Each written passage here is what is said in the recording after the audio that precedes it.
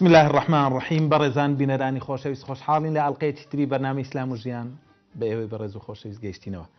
بەڕێزان بابەتی ئەم جارەمان یەکێک لەو بابەتە گرنگانەیە کە ئێمە وەکو تاگ لە کۆمەڵگەدا کە دەژین وەکو مسلمانیش کە هەڵگری بیر و باوەڕ و ئاینی پیرۆزی ئیسلامین، پێویستیەکی زۆر زیاترمان لە هەموو خەڵکێک بەوە هەیەکەوە گرنگی زیاتر بە کات و چرکە و ساتەکانی ژیانمان بدەین. ئەو کاتانەی لە بەردەستماندان سەرمایەی ژیانمانن، چۆن بتوانین ئەو سەرمایەیە باشترین بەرهەمی لێبەرهەم بهێنین. بزانین گرنگی کات لە ئاینی پیرۆزی ئیسلامدا چییە و تایبەتمەندیەکانی کات چییە و چۆن بزانین ئەم کاتە سوودی لێوەربگرن. هەروەکو پێغەمبەرمان درودی خدای لەسەر بێ دەفەرموێ نعمەتانی مەغبون فیهما کەثیر من الناس الصحة والفراغ. دیارە ئەگەر ئێمە وەکو تاچی مسلمان نەمانتوانی لە کاتی فراغمان بە تەندروستیەکی باش سوود لە کاتەکانمان وەربگرین، تووشی مەغبونی دەبین. خوای گەورە پەنامان بدا. پێشینان ڕەحمەتی خوایان لێبی فەرمویانە ئیشی بەوەختی پاشای سەرتەختی. ئەو کاتە کاتەکە لە بەردەستە و ئیشەکەی تێدا دەکەی. ئەگەر هەر ئیشەک ئەمڕۆ و سبەی و دوێنێ هاتە سەر ئەوە کۆ دەبدەوە، دواتر لەبەری دەرناچی. خۆشحاڵین لە بابەتی ئەم جارەماندا میوانی مامۆستای زۆر بەڕێز مامۆستا ڕێبوار محەممەد ئەمین شارەزا لە بواری گەشە بێدانی مرۆی بکەین و زۆر خۆشحاڵین. یاخۆ بەخێر بە مامۆستا. سپاس دەکەم، زۆر ممنون. زۆر سپاس دەکەین مامۆستا. مامۆستا پێمان خۆشە سەرەتا لە گرنگی کاتەوە دەست پێ بکەین. دیارە قورئان و سونەی پێغەمبەر درودی خودای لەسەر بێ هەموو ئەو بابەتانەی کە لە ژیاندا پێویستن و بەرنامە ڕێژی دەکەن لە ژیانی مرۆڤەکاندا لە هەموو ئەو بوارانەی کە هەیە خوای سوبحانەوە وتعالە شتی تایبەتی بۆ داناوە. یەکیش لەوانە کاتە لە چەندەها ئاەت قورئانی پیرۆز و لە چەندەها فەرمودەی پێغەمبەر درودی خوای لەسەر بێ باس کراوە. بزانین گرنگی کات لە ڕوانگەی قورئان و لە ڕوانگەی سونەتی پێغەمبەر صلی الله عليه وسلم. عليه الصلاة والسلام. بسم الله الرحمن الرحيم. الحمد لله والصلاة والسلام على رسول الله وعلى آله وصحبه ومن والاه. حەزەکەم بە چیرۆکە ڕەمزی دەست پێ بکەم. یعنی ئەویشەوەیە کە ئەڵێن پیاوێکی هەژار هەبوو، ڕاوە ماسیە کرد، قوتی ڕۆژانەی لەسەر ئەو ماسیانە بوو کە پیاەک وەکو برێ ئەی گرت و ئەی فرۆشتەوە و نانەکەشی هەرەوە بوو. ئەو ماسیە بوو کە ماسیەک یا دوی لە ماڵی خۆی دەهێناوە ئەیان خۆرد. ژیانشی زۆر سەخت و ناڕەحەتی بۆ شێوە بردەسەر تا ڕۆژێکیان ماسیەکی هێنایەوە ماڵ،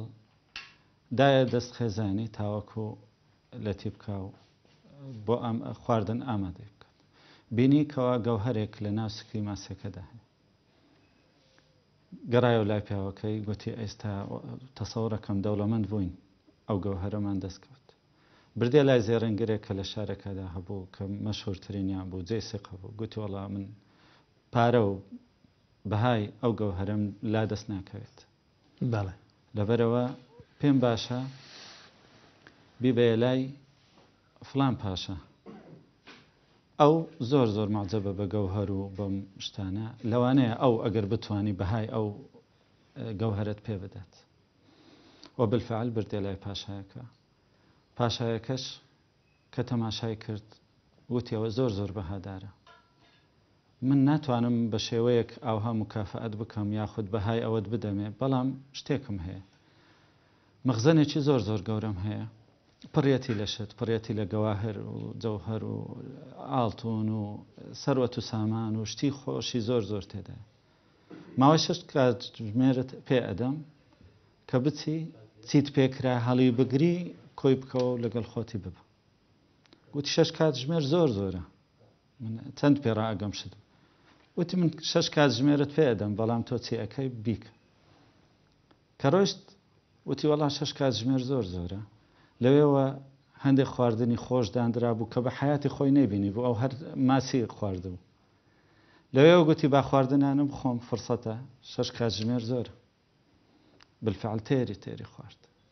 دوایی کەمێکی تر ڕۆیشت لە ناو مەخزنە کە بینی فەرشێکی حەریری زۆر نەرم دانراوە. وتی وەڵا بە حیاتی خۆم هەر لەسەر حەسیر خەوتم، با تۆزێک ڕاک بکشێ. و بالفعل ڕاکشە. لە بەرامبەر ئەو هەموو گەوهەر و سەروەت و سامانەی کە لە بەرامبەری دیار بوو خەوی لێکات.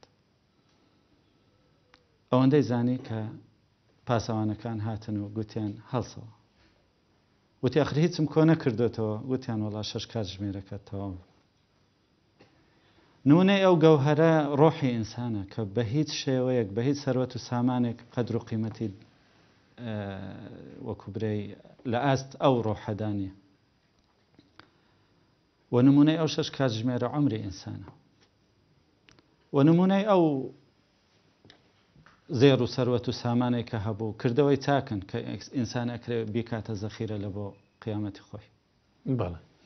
و نمونەی ئەو خواردن و خۆشی و فەرشی حەریر و نمونەی ئەو لەزەت و شەهەواتانن کە ئینسان ئەکرێ پێوە مەشغوڵ بیت جاگەر ئینسان ئاواژ عمری خۆی گوتی زۆرە عمرم زۆر لە بەردەستە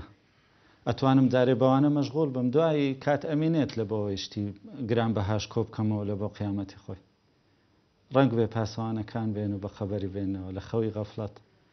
بەخۆی ئەزانێ و ئەڵێ ڕەبی ارجعون لعلی ئەعمل صالحا فيما تركت مەلەک المەوت دێگاتە سەری و گیانی دەچێشی و کاتەکەشی سوودی لێ وەرنەگرت ئەکیت جا خوای تبارك وتعالى تنبیهمانەکە لەسەر ئەو شتانە کە ئەو خوای تبارك وتعالى ئەو دنیای خەڵق کردووە ئەو دنیا جێی ئیمتیحانە جێی تاقیکردنەوەیە و مدەیەکی محدودیشە مدەیەکی دیاری کراوە ماوەیەکە کە ئینسان پێ تێدا ئەپەڕی وهو الذي جعل الشمس ضياء والقمر نورا لبرتي أو آية بيروزانة أو آية قورانا خواه تبارك وتعالى وقدره منازل هموي بمنزله هموي بمراحل أروى لتعلموا عدد السنين والحساب لبرتي هروا بس بزانين صال دي وصال أروى وصال روشت وصال هات ئەوڕۆ تەواو بوو مانجێک ڕۆیشت مانجێکی تر هات یاخود بزانین چی لە خلالی ئەو ژیانەدا ئەنجام ئەدەین چ شتێک ئەنجام ئەدەین تاوەکو بتوانین وەکو توێشیەکی قیامەتی لە بۆ خۆمان کۆ بکەین ئەگەر تەماشا قورئان بکەی یعنی خوای تەبارەک وتعالە سوێندی بە ئەنواعی کات خواردو والليل مثلا والشمس وضحاها والضحى والعصر هەر بە هەموو زەمانە سوێن دەخوا دیارە خوای تەبارەک وتعالەش کە سوێن بە شتێکە خوا دەلیلی گەورەیی ئەو شتێ ئەو عمرە یعنی وەکو ئەو دووبارە ئەڵێمەوە وەکو ئەو کابرا ڕاوچێمان لێنێتن یعنی لە خەوی غەفڵەت ئەو کاتێک کە مەلەک المەوت دەوەک جەنابەت فەرمووت ئەو جەبرێن حتى إذا جاء أحدهم الموت قال رب ارجعون لعلي أعمل صالحا فيما تركت قال كلا إنها كلمة هو قائلها تواو خوای تبارك وتعالى موعدي داوە و لا باسی کردووی باسیشی کردووە کە مردن هەیە باسی کردووە کە مردن بێت نە سانەیەک نە داخیرە بی نە دێتە پێش نە سەعاتێک هەستە پاش نە دێتە پێش ئەوە هەموو دیاری کردو و ئەو ماوەیەش ئەگەر بێت و مرۆڤ باش ئیستیسماری نەکەوە خوای تبارك وتعالى هەر لە کۆتایی سوورەی مؤمنون أفرمي قال كم لبثتم في الأرض عدد السنين قالوا لبث يوما أو بعض يوم فاسأل العادين يعني على روجك يا بقى أصلا هالروجك كامل نبو هر بشك بو لروج أما هروانده ما ينوى فاسأل العادين أقر أوي يعني خلشي تري شيء تأيد ما كاله سر أو شيء عمرك هروانده بو بشك بو لروج قال إن لبثتم إلا قليلا لو أنكم كنتم تعلمون بەڕاستی ماوەیەکی کەم تێدامانەوە ئەگەر بتانزانی بە ئیستیسماری بکەن بتانزانی بە سوودی لێوەربگرن بتانزانی بە ئەو ماوەیە مادام ئەوەندە کورد بوو لەبەرتی زایعەتدا بەشتی خراپ و بەشتی شەهەوات و بە شتێک کە سوودی لێ نابینی ئەوە وەکو ئاەت ئەگەر وەکو حەدیث تەماشا بکەی هەر جەنابەت ئەو حەدیثەی پێغەمبەر خوێندەوە عليه الصلاة والسلام نعمتان مغبون فيهما كثير من الناس الصحة والفراغ وزور لفرموديتر پیغمبر خو عليه الصلاة والسلام زور حديثي دوباره كردوتو لو جرينجي لن تزول قدم عبد يوم القيامة حتى يسأل عن 4 باش تواركتي عن عمره فيما أفناه وعن شبابه فيما أبلاه وعن علمه ماذا عمل به وعن ماله من أين اكتسبه وفيما أنفقه دو يعني لو أنا برسال لسبو برسال لكاته عن عمره بعام وعن شبابه وقت خاصك أو وقتك زور أتواني برهمت هبي أو وقتك بتواناي أو وقتك كبنرخترين وبهادرين كاتي جيان وبهاري جياني إنسان قلبي لوي تواني كاري زور قورا أنزام بدي أو برسيارة تايبتها پرسیار عامەکە لێ ئەکرێ عن عمره فيما أفناه بس وعن شبابه فيما أبلاه ئەو علمەکەش کە بەچ تەحسیلەکەی هەر بکاتە بەچ سەرفیەکەی هەر بکاتە هەر لە گەنجانەکەت چۆن پیاەکەی هەر لە کاتە چۆن سەرفیەکەی هەر لە کاتە یعنی بزانە چ پرسیارێکە لەن تەزوو لە قەدەما عەبد یوم القیامە حتا یسأل یعنی هەر ئەسڵەن هەنگاوێک نانێ ڕۆژی قیامەت تا ئەو پرسیارانە لێ ئەکرێ لەسەر کاتی یاخود لە دەکەیتە پێغەمبەری خوا فەرمی عەلەیهی السەڵاتو وەسەلام خەمسان قبل خەمس لەوێش بە هەمان شێوە مەراحلە شەبابەکە قبل هرمك أو جنزي دووبارە هاتەوە گەنجی ئەو مەرحەلە حساسەی کە ئەو وەختە پیرۆزە کە خەڵکیتر بە زایعەدا جێی ئیستثمارە جێی ئەوەیە کە ئینسان سەرمایەداری تێدا بکاتن کە ئەو توێشەی لە قیامەت لە بۆ قیامەت کۆ بکەیە ببێ ئەو شەخسە کە لە ژێر سێبەری خوای تەبارەک وتەعالا شاب نەشأ فی عیبادەت الله ئەوە کاتە هی ئەوەیە هی شەهەوات نییە ئەگەر شەهەواتەوە بەشێکە لەو تاقەی کە لە جسمی مرۆڤدا هەیە بەس ئەو تاقەیە لەبەرچی زایعبی لەبەرچی سوودی لێ نەبێنرێت اغتنم خمسا قبل خمس شبابك قبل هرمك صحتك قبل سقمك فراغك قبل شغلك غناك قبل فقرك حياتك قبل موتك سي أو زاري سي عمري تدايا بدقيقي فراغك قبل شغلك ما دام كاتي زورت هي زور مشغولني يعني أتواني برهمت بزيادة بيت أو ده شبابك قبل هرمك أو مرحلة حساسك بس أميدة شي هشتي توا لبو أو كسيكا أواني بضايع داوا واستاقشتو تتمني بيريا فقيرة وكبري نخوشة زور مشغولة أتوارك يتري لدستايا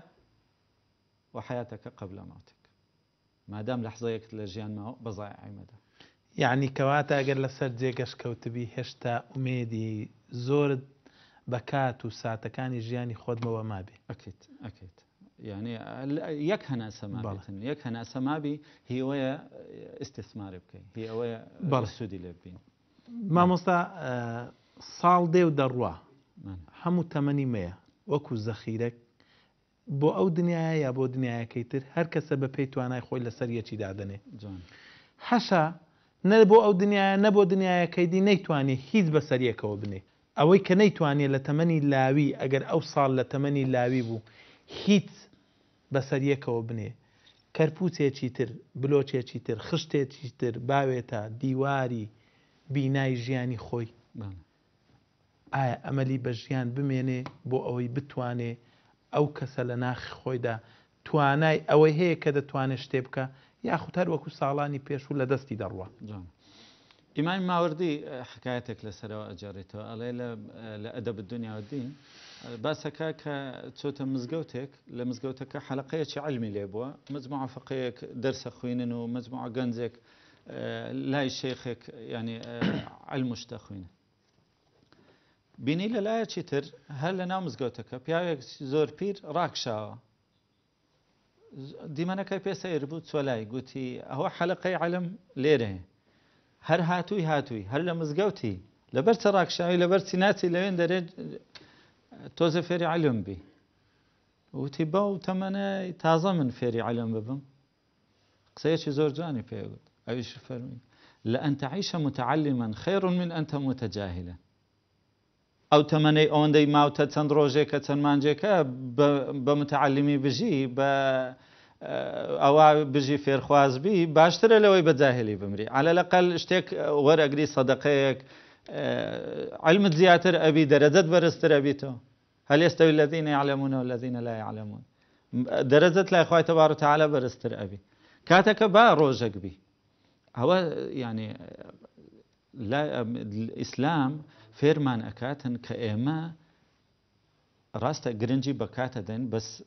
دوا ڕۆژ بەو شێوەیە ناخینینەوە کە بڵێ وەڵا کەمم ماوە لە ژیان زۆرم ماوە ئەو تا پێغەمبەری خوا فەرمی عەلەیهی سەڵاتو وەسەلام کاتێک کە فەرمێ ئەگە قیامەت هات ئەوە یعنی ئەستێر بێگدا ئەدرێ بڕکانە شتا دنیا تێکچوونە خراببوونە وفي يد أحدكم فسيلة فإن استطاع أن يغرسها قبل أن تقوم الساعة فليغرسها نەمامێکی لە دەستە ئەڵێ ئەگەر توانی بەر لەوەی شتێکی پێ بکەوی یا بمری یا بەر لەوەی ئەوە قیامەتە لحظات ماوە یعنی هەموو شتێک تێک بچی ئەگەر توانی ئەو نەمامە لە ژێر عارزدا بنێ بادای بنێ چکە تو مەسئولنی چی ئەبێ چی نابێ ئەتو مەسئولی چ بکەم چ نەکەم لەوە مەسئولی من چ کارێک بکەم باشە ئایا چیم لەسرە بیکەم چ شتێک واجبە لەسرم بیکەم ئەمە چی ڕوئەدا چی ڕوونادا ئەوە هیچی خوایە هیچی پێغەمبەران نەبوو عەلەیهیم السەڵات وەسەلام ئەو قەولە جوانە کە دەفەرموێ ئەگەر سەهونە بم قەولی ئیمامی عەلیە کە دەفەرموێ وەعمەل لدونیاکە کەئەنەکە تەعیش ئەبەدەن وەعمەل لآخرەتیکە کەئەنەکە تەموت غەدەن خۆی ئاخر ئەوە دوو معنای هەیە لەوانەیە معنای سەلبیەکەی وەرەگرین ئەویش ئەوەیە لۆ دنیات هەوڵ بدە شت کۆ بکەوە ئەوها یعنی کەئەنەکە تەعیش ئەبەدەن شتیوا نا هی ئەوەیە یعنی بەو مانایە کە ئینسان لەو ژیانەدا وا هەوڵ بدە کە ژیانی بەردەوامە ژیان بەردەوامە کەواتە شت بنا بکە شت ینی جێدەستت دیاربی جوان ینی مەڵێ تەواو بە سوودی خۆم نەبی ئەوی شەی لەبەر چ بکەم ئەوە خەڵک سوودی لێ بینی نا ئاوا یعنی بەردەوام یان خەڵکەوە بکە هی قیامەت ئەڵێ یعنی ئەو لە دوو ئەوەیە یان معنایەکە معناوەردەکەی ئەڵێ هیچی قیامەت تاخیر مەکە زوو بیکە چونکە وا بزانە ئێستا ئەمری یعنی شتێک کە تۆ مەسلحەتەکی دینی و دنیایی دینیەکەی پێش بخات چونکە وارێ ئەوە خەریکە بمری تەواو ئەو زووترە ئەوی ترکانە کە تەعیش ئەبەدا بەڵێ کەواتە یعنی لەو فەرمودەی ئیمامی عەلیەوە ڕەزا و ڕەحمەتی خوای لێبێ ئەوە لێوەردەگیرێت کە ئینسان هۆرد و هەم ئەم دنیاە هەم دنیاەکەی تر هاوسەنجی بپارێزیت بۆ ئەوەی هاوسەنجی بپارێزی پێویستی بە بنیادنانەچی ئومێد گەورەیە ئەم باوەڕم بەوە نییە جیاوازی لە بینی دین و دنیای هەوێ لە بینی دنیا و قیامەت چونکە تۆ هەر شتێکەکەی لە دنیای توێشوی قیامەتە یعنی ئەو دنیاە مەزرعەتی ئاخرەتە چێلگەی ئاخرەتە یعنی تو دەبی لێرە ئیش بکەیت بەس ئەو ئیشە بە چنیەتێک ئەیکەیت چۆن ئەیکەیتە عیبادەت چۆن ئەیکەیتە توێشوو جاروهەیە دوو کەسن هەمان ئیشەکەن یەکیان پێی بەرزەبی تو یەکیان پێی ئەستە جەهەنەم کەواتە حەسەب ئەو نیەتێکە ئەیکات چۆن دنیا ئاوادانە کاتەوە مەبەستەوەی خێرەکە بگاتە خەڵک ئەوی تر مەبەستێکی شتێکی ترە یعنی بۆ ئاسوودەی و بەختەوەری خەڵکیتی یاخود بۆ شتێکی تر یعنی مەبەستەکە شتەکان دەگۆڕێت لە هەموو حاڵەتەکاندا ئینسان لەو دنیاەدا کە شتێک بنیاد دەنێتن یعنی ئەگەر دنیاییشە بەڵام ڕەبتەکی قیامەتی هەیە کە ئەدری لەوێ لێ سەروە دەگرێت مادام نیەتی پاکە و نیەتی مامۆستا بینە سەر کات یعنی مانایەکی فراوانی هەیە ئەگەر کورتی بکەینەوە یاخود پوختی بکەین بۆ ئەوەی تێی بگەین خاصیت و تایبەتمەندیەکانی کاتچیە تاوکو هەمومان کات لە بەرچاومان ڕۆشن بێ وەکو شتێک لە بەرچاو و لە بەردەستمان بێ تاوەکو بتوانین وەکو شتێکی گرانبەها بەردەوام بی پارێزی کۆمەڵی تایبەتمەندی هەیە کات ئەوی شەوەیە مەسەلەن کات سابتە وەکو برەی ینی بە نظامێک ئەڕوە بە ئیدارێ ینی خوای تەبارەک و تەعالا تەقسیمەکەی سابت کردی ئەو سابت بوونە نە من ئەتوانم پێشی بخەم نە ئەتوانم پاشی بخەم نە ئەتوانم سەریعی بکەم بڵێم ئیشم زۆر بە پەلەم سەریعی بکەم نە ئەتوانم دوای بخەم برێم وەڵاهی ماوە دەمەوێت ئیشەکە ئەنجام بدەم با تۆزی سەعاتەکە سەبرتر بڕوە کەواتە ینی بە نیظامێکی تایبەت ئەڕواتن دەستکاری ناکرێت بەڵێ گرانترین وەکو برێ سەروەت و سامانە کە هەمان بێ ئەو یەکێکتری تایبەتمانە چونکە ژیانمانە کات ژیانی ئینسانە ینی هەموو حیاتت کاتەکەیە بتانی ئەو کاتە ئستثمارکەی لە بۆ قیامەت هەر ئەوە مەدانی ئیشکردنتە ئەنجە کات ناکرێ خەزم بکرێ وەڵام من ئێستا بێ ئیشم ئەو چەند سەعاتەی هەمە ئەو چەند ڕۆژەی هەمە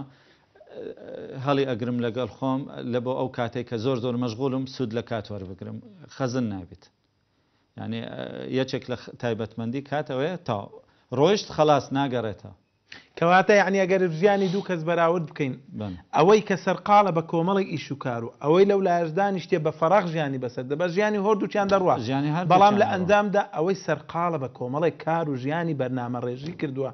ئەوە سەرکەوتووە ئەوە شتێتی بنیان جوانە ئەوجە لێرە ئەڵێن تایبەتمەندێکی تر ئەوەی سوود لە کاتی خۆی وەرئەگری کاتەکەی بەهادارتر ئەبی ئەوەی سوودی لێ وەرناگری کاتێکەکەی بێ بەها ئەبێت کاتەکە هەر ئەڕوا بەیەک نیزام ئەڕوا بەیەک نیزام ئەڕوا کە ڕۆیش ناگەڕێتەوە بەڵام کە ڕۆیش لە شتێکی بە سوود کاتەکە بەهادار ئەبێت کەواتە هەموو کەس بەهاو قیمەتی کات نازانێت تاوەکو ئیسفادەی لێ بەپێی ئەوەی کە چی تێدا ئەنجامەدەی ئەوە بەهایەکەی دیاری ئەکات. ئەو کەسێک کە سەرقاڵ و بەرنامە ڕێژی و پلانێکی تۆکمەی داناوە بۆ ئەوەی لە ژیان بگاتە ئامانجێکی دیاریکراو و ئەو کەسێک کە کاتەکەی بە فەراغ بەسەر دەبا هەوردووچان ژیانیان ئەو ساڵیان پێکەوە دەڕوا بەڵام لە کۆتایی ئەم ساڵدا ئەو کەسە گەیشتۆتە ئەنجامێک بەڵام ئەو کەسە ساڵێکی ڕۆیشتۆ بەڵام هەر لە شوێنەکەی خۆی ماوە. زۆر زۆر جوانە. ئەنجا خاڵێکی تر ئەویشەوەیە کات هەموو کەس تێدا بەشدارە. یعنی قیاسەکە خوای تەبارەک و تەعالە بە عەدالەت تەوزیع کردن ئەوە نییە برێ وەڵاهی ڕۆژی فلانی 24 ساعات هیەیەکی 2 ساعاتە ئەوی تر 50 ساعاتە لە بۆ هەمووی ئەوە یەک قیاس ئەڕوات. ئەوە تایبەتمەندیەکانی کاتە کەواتە ئەبێ من بزانین کات ئەو صفاتانە هەیە تا بزانین چۆن سوودی لێ وەرئەگرین و کەواتە گەر کاتی هەمومان وەکو یەکبی زۆر زار دەڵێن فلان زانە تەمەنی 70 ساڵ بوو بەڵام 100 کتابی نووسی لە ژیانی خۆی. جوانە 100 کتاب زۆر جوانە. ئەوە لێرە شتێکی تر ئەمینێتەوە ئەوش ئەوەیە ینی بەرەکەتی کات بەس بەرەکەتی کاتیش چۆن ئەبیتن یعنی جگە لە ئەو بەرەکەتی ئیلاهی کە بە واقعی هەمانە لە مێژوشتیوە بەرەکەتی ئیلاهی لە بۆ ئەو شخصە ینی وەکو برێ خوای تەبارەک و تەعالە وای لێ ئەکا ینی وەکو برێ بەرهەمدار تر بیتن. مەسەلەکەش بەس لە ڕوانگەیەکی ترەوە تەماشا بکەی پێی ئەگوترێ فعالیت یعنی ئەو کەسە چەند بە کاریگەری و بە فعالیت و بە ئینتاجیەکی باش کاتی خۆی بەڕێوە ئەبا بەرەکەتی زیاتر ئەبێتن و کاتی زۆر زۆر بەرهەمدارتر ئەبی لە خەڵکی تر. نمونەیەک دەینەوە ئەڵەیە کات بەوە شەرتی بەوە نییە چەندە جوهدت سەرف کردێت تێیدا تاوەکو بزانی ئایا بە قیمەتێکی یا بەرهەمدار بۆ یانە بەرهەمی کات وەکو برێ بەهای کات لەو ئیشەیە لە نەوعیەتی ئیشەکەیە کە ئەنجامی ئەدەیت. چۆن بە نمونەیەکی سیباق وازح ینی وازح ئەبێتن. ئێستا ئەگەر دوو ئەسب بینیتە لە سیباقی ئەو ئەسپ و ئەمانە کە ینی جەوائزەکانشی بە ملیۆنات هەیە ئەو دوو ئەسپە کە غارەدا ئەوی یەکەم کە پلەی یەکەم دێنی بڵێن با بڵێن $50,000 وەرەگری ئەوەی پلەی دووەم $25,000 وەرەگریتن ئایا ئەسپی یەکەم دوو بەرابەری ئەسپی یەکەم ئەسپی دووەم جۆدی سەرف کردووە؟ نا فارقەکە لەوانەیە ئەعشاری ثانیە بیتن یعنی یەک لە هەزارەمی ثانیەیە لەوانەیە یەک لە سەدەمی ثانیەیە هەر لەوانەیە فارقەکە لوتی ئەسپەکە بی بەس ئەوەندە فەرق بی ئەوان قیاسەکە ئەکە ئەوە مضاعف وەرئەگریتن. کەواتە نەوعیەتی جوهدەکە مضاعف ینی چۆن بتوانی ئیشێکی وا ئەنجام بدەیت تێدا یەکەم بی و تێدا بەرهەمەکە زۆر زۆر نایابیتن ئەوە دیاری ئەکا کاتەکەیت و چەندە بەرهەمدار بوو چەندە بەهادار بوو. جوانە یەک لەو شتانەی کە کاتی ئینسان بەرهەمدار دەکا پلاندانان و بەرنامە ڕێژیە. چۆن بتوانین وەکو تاچێک لە کۆمەڵگەدا پلانێکی تۆکمە و بەرنامە ڕێژیەکی جوان دابڕێژین تاوەکو زۆرترین سوود لە کاتەکان وەربگرین و بە بەهاترین کاتیش بی لە بەردەستمە. زۆر جوانە پرسیارێکی زۆر بەجێ شەوەیە لەبەرەوەی چونکە ئەگەر ئینسان تەماشا واقعی خۆی بکە واقع مسلمانان بە تایبەتی لەوە دەست پێ ئەەکەم ئەوجە دێمە سەر ئەوەی چۆن پلانەکە دابنێت لەگەڵ ئەو هەموو ئاەتە لەگەڵ ئەو هەموو حەدیسە لەگەڵ ئەو هەموو قسەی عولەمایە کە قسەیان لە بۆ کردوین کە کات چەندە گرنگە چەندە چێلگەی قیامەتە ئەو دنیاە چۆن ئەتوانی وەکبرەی فردەوسی پێپەیا بکەی ئەو دنیای توانی فردەوسی پێپەیا بکەی ئەشتوانی دەرەک ئەسفەل منە ناری پێپەیا بکرێت. لەگەڵ ئەو هەموو ئاەت و حەدیسە ئەبینین واقعی مسلمانان بە تایبەتی واقعی شتاڵە واقعی دواکەوتووە سوود وەرنەگرتنە لەبەر ئەبینی گرنگی نادرێ بە کات گرنگی نادرێ بە مەواعید هەر لە بۆ خۆشی مەوعد لەگەڵدا ئەنێ ئەڵێ مەوعدمان سەعات 9 هەتا دە چاوەڕێم کە ئەگەر 11 نەهاتم احتیمالی زۆرە 12 لە لات بم هەمووی ئاها بە سەعات هەڕوە جێ لێ نییە چونکە هیچ مەشروعی نییە پلانی نییە ئەسڵەن لە بۆ حیات جالاوی سەعات 9 ساعت 12 فەرقێتی ها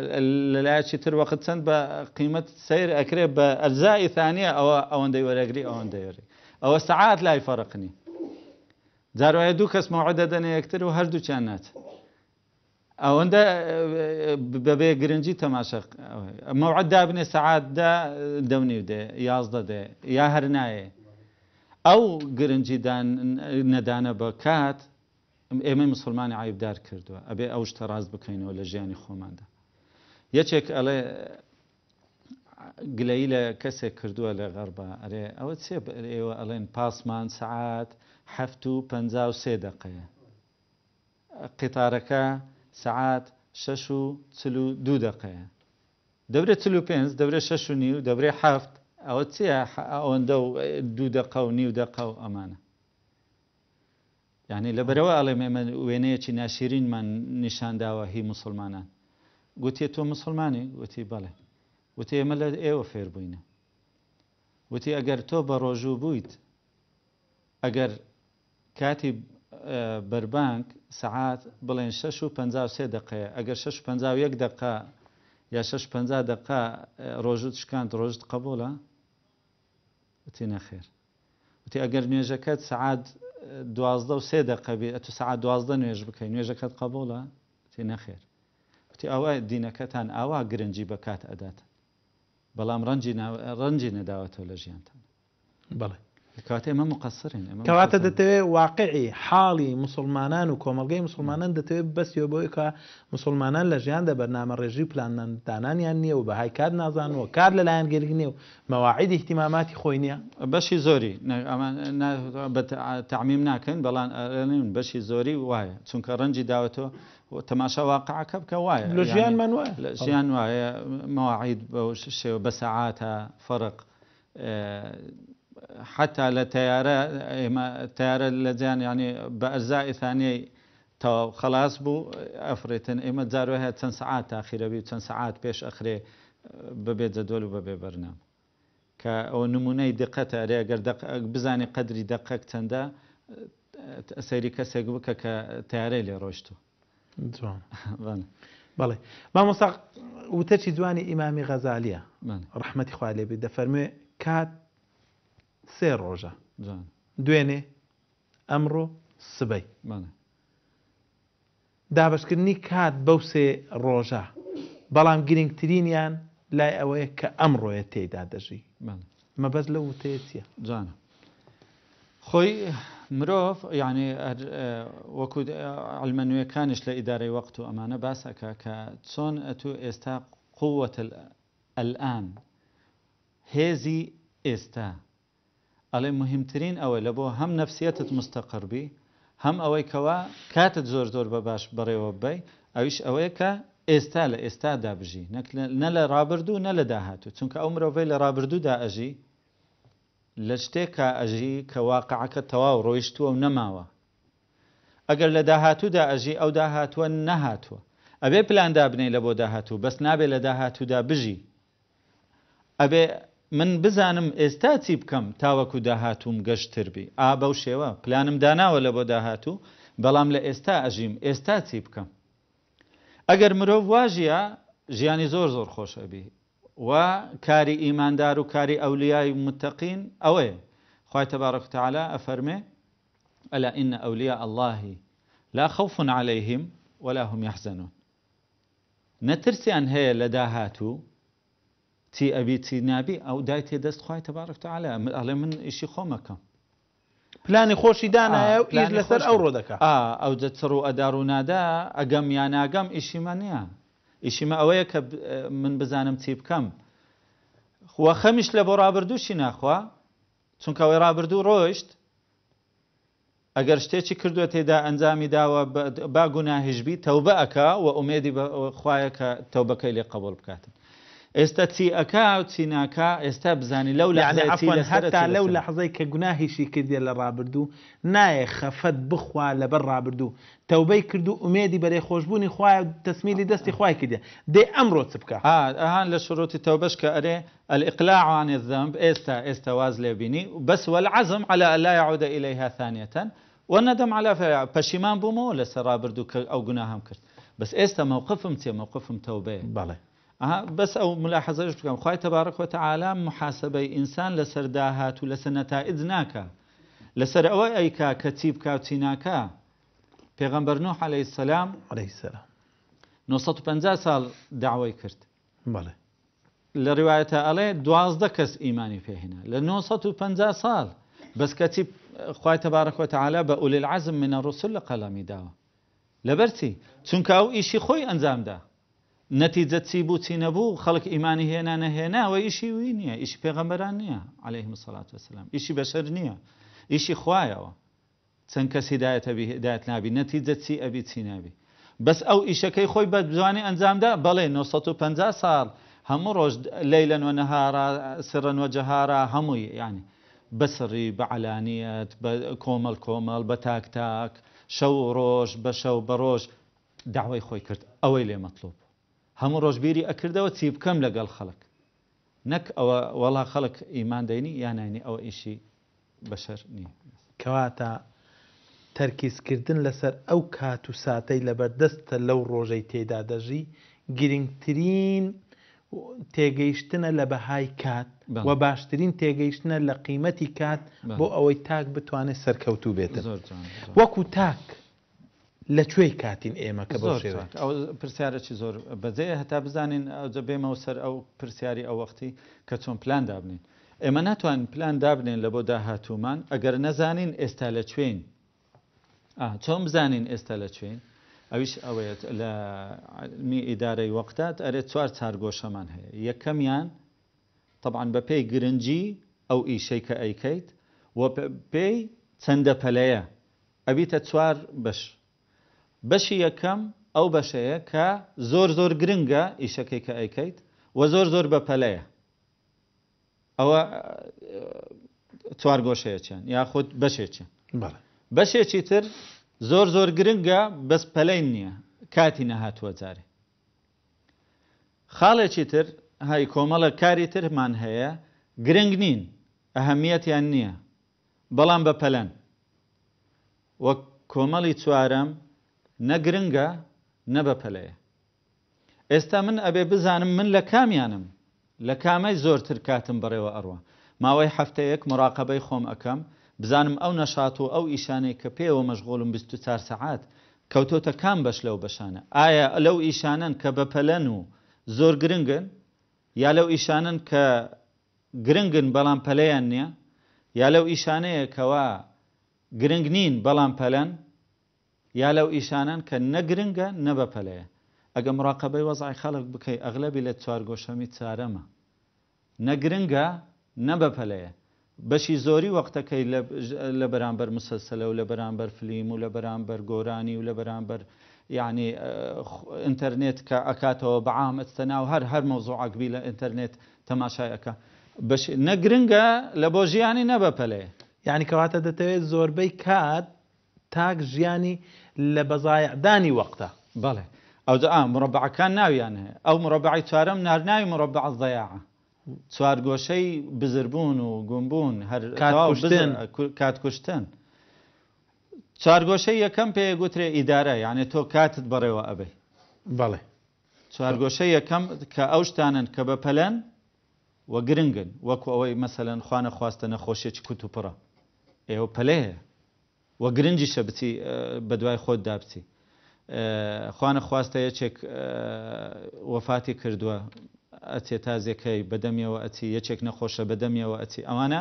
گرنگن و بەپەلەن کاری مربعی دووەم گرنگە بەس پەلە نییە مرۆڤ ئەسڵ وایە بەشی زۆری لەو کاتەبی چۆن ئێستا لەوانەیە خەڵک پێی سەیربی چۆن گرنگە بەس پەلە نییە نامن ئەبێ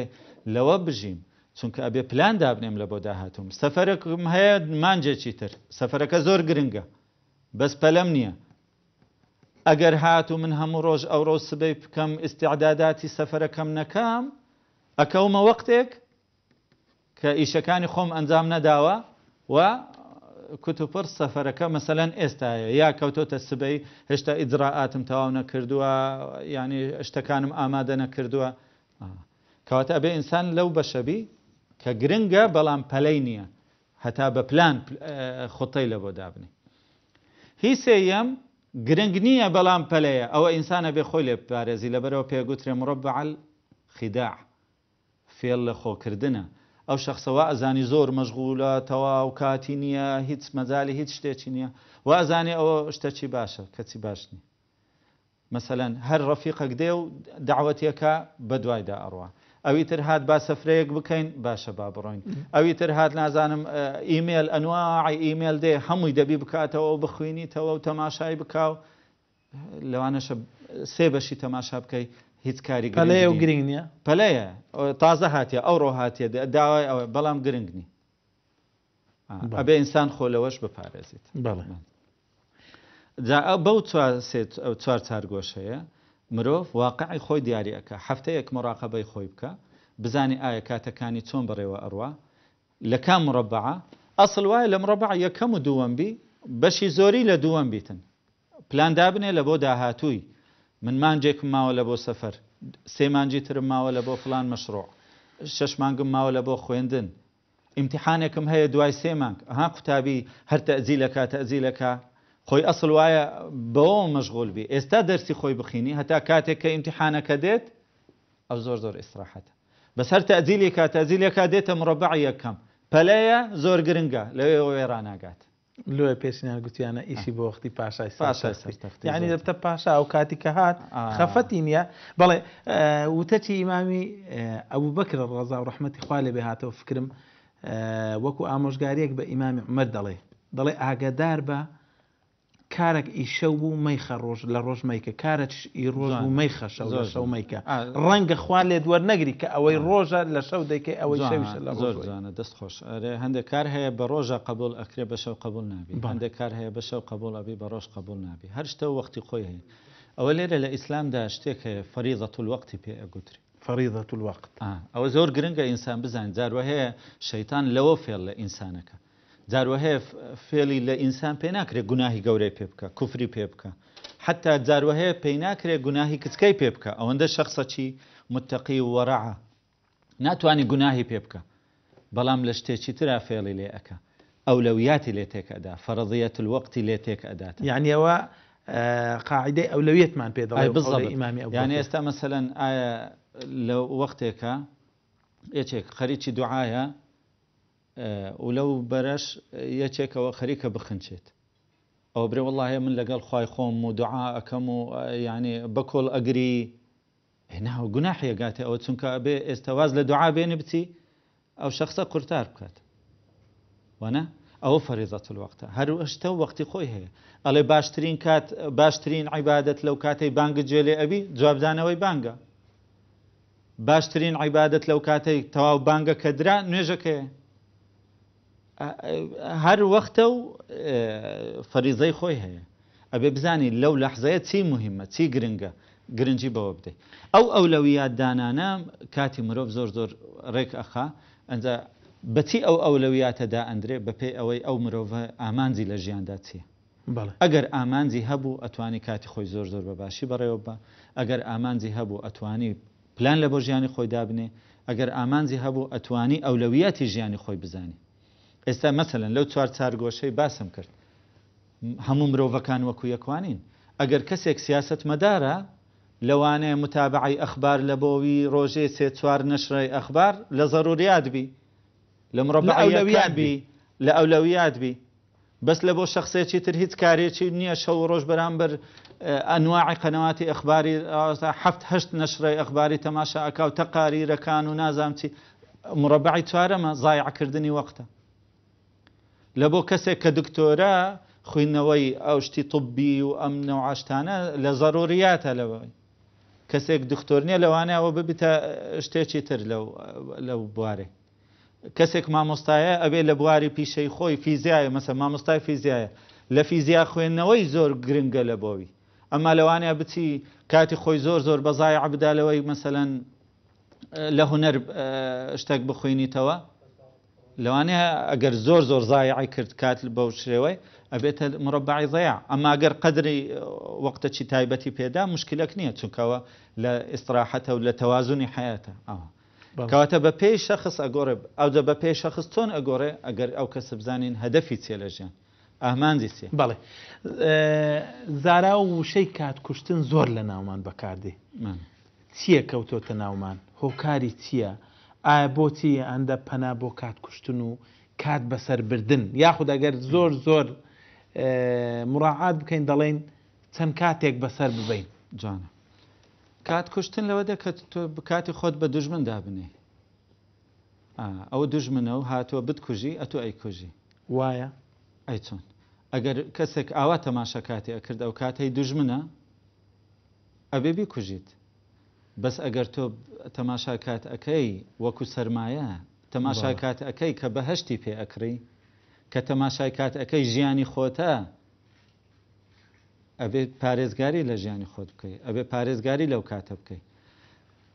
نمونەیەکت لە بۆ دەینمە دوو نمونەی کە غەربی یعنی کە ئیسلامیش نین بە زۆر بە کورتی لاری کینگ مزیعی زۆر مەشهور CNN بوو تقریبا ماوەی 25 ساڵە ئەڵێ قەت عارەقم نەخواردێتەوە حتا لە حەفەلاتی زۆر گەورە و ئەمانە کە ئەڵێ عیبدارە ئەگەر ئارەق لە دەست نەبی لە ئەمریکا و ئەوانە ئەڵێ من دەستم وا لێ ئەەکەم پێم باشترە لەبەرتی چونکە مرۆڤ هەدەفی هەیە خواخوایەتی دقەی دەستکەوی هەتا شتێکی باشی تێدا ئەنجام بدە ئەنتۆنی ڕۆبنز ئەڵێ لەم ئەرتەشف الخەمر في حياتي هەر یعنی قومێکیشم لێ نەدا قوم لێدانی لۆ لەبەرتی چونکە ئەو ئەڵێ من هەدەفم هەیە ئامانجێکی گەورەم هەیە ئەمن ئەبێ کاتی خۆم یعنی وەکو برێ خواخوایەتم دقەیەک زیاد بی لە ژیانم بچم بە سەعات خۆم مەست و سەرخۆش بکەم ئەوە کات ئەکوژی ئەوەی بێهدەفە ئەوەی نازانی لەبەرتی ئەژی ئەوەی کات دوژمنیەتی حیات دوژمنیەتی بەخۆی بۆ تەسەوری خۆی بەس ئەگە بزانی کاتی خۆی سەرمایە خۆیتی قیامەتی خۆیتی ئەبەدەن کات ناکوژی بەڵێ هۆکارەکانی دواخستنی کار ئەمڕۆ سبەینەی پێکردن هەرچەند کاتمان بەرەو کۆتاییە بەڵام دەمەوێت ئەگەر باش من ئەگەر بڵێم کاتەکە چۆن پڕ ئەەکەینەوە ئەوە بە خێرایی ئەگەر باس لەوە بکەین چۆن کاتمان پڕ بکەینەوە ئێستا ئەگەر نمونەیەکی زۆر سریع ئەنجام بدەین بڵێن ئەوە 24 سعاتی ڕۆژە زۆر چاکە ئێستا ئەبێ ئێمە کارە سەرچیەکانی تێدا ئەنجام بدەین کارە سەرچیەکان تێدا دابنێن مجموعە کارێکی سەرچیمان هەیە دامانە بەشی کاری ترماوە پێمان وایە پڕ بوو ئەگەر بە چاو سەیریکەین جوانە بەڵام کاری بچووکتر هەن مەجالاتمان تێدا ماوەوانە ئەتوانین ئەو کاری بچووکتری تێدا ئەو کە لە نانەی هەبووانیش ئەوە پڕ بوو بەڵام نەخێر هێشتا مجموعە کارێکی ترماوە کە بچووکترن لەو لەحظانە ئەتوانین ئابە و شێوە ئەوە هەر لە بۆ پەلەی ئەوە تێدا ئەنجام لەوانەیە بڵێ پڕبوو نەخێر هێشتا شتی تر ماوە کە وردەکار لەوانەیە تەسبیحاتێک بی لە بینی وەقت ئەوەیان لەوانەیە کتێبێک بی کە ئەسمع یادەی نیو سەعات چاوەڕێ ئەەکەم کە لە ناو پاس ئەوها لەو وەختە بینیانە ئەوی تر لەوانەیە مەسەلەن زۆر وردە دانیشتم یەک دقە مەجالمە تەسبیحاتەکەم چەند حەسەنات و خێر و چاکە و ئەوە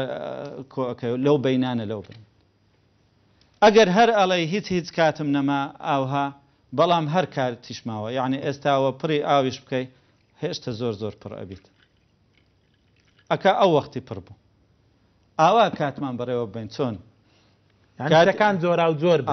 ئیشی گەورەمان هەیە گەورەکان کاتی لە بۆدا ئەنێن لەو بینانە نیو سەعاتێک لەولا کتێبێکم لەگەڵە کتابەکە ئەخوینمەوە لەو بینەی 2 دقەماوە 5 دقەماوە چاوەڕێی خواردنم تەلەفۆنێکی زەرورە لەو کات ئەیکەم 1 دقەماوە تەسبیحاتەکەم وەقتت هەمووی پڕ ئەبی بە تاعەت و عیبادەت و بەسەرکەوتووی بەڵێ دواوتر لە کۆتایی ئیمامی شافعی فەرمێ نەفسوکە ئین لەم تشغلها بالحق شغلتك بالباطل ئەگەر نفسی خۆت بە حەق مەشغول نەکەی بە باتڵ مەشغولت ئەکە بە گوناه مەشغولت ئەکە بە هەموو تەمەنمان تاعەت و عیبادەت بی تاوەکو ئەو کابرای یەکەممان لێنێ بە خەبەرمان بینەوە بڵێن تۆزێک مەجالم بدە 1 دقە مەجالم بدە تەوبە بکەم پێی نادرێت بەڵێ لە کۆتاییدا زۆر سپاسی بەڕێز مامۆستا ڕێبوار محەممەد ئەمین شارەزا لە بواری گەشت پێدانی مرۆی دەکەین کە میوانداری ئەقیامدارێک بکەین یاخوا بەخێر زۆر دەستەکان بەڕێزان بینەرانی ئایز و خۆشەویست وریابین لە سات و چرکە و خولەک و کاتژمێر و ڕۆژ و هەفتە و ساڵ و سەدە و تەمەنمان دیارە چرکە ساتەکانی تەمەن گرنگن پڕبایەخن بۆ ئەوەی بەهایان بۆ دەرکەوێ پێویستە هەر کات و سات و چرکەیەک کارێکی تێدا ئەنجام بدەیت دواتر ئەنجامەکەی بەرهەمەکەی بە چاوی خۆت ببینی بۆ ئەوەی بزانیت لەو کاتەکەمە چەندە سوودت وەرگرت. تا بەرنامەیەکی تر و ئەڵقەیەکی تری بەرنامەی ئیسلام و ژیان بەخوای گەورەتان دەسپێرین و خواتان لەگەڵ.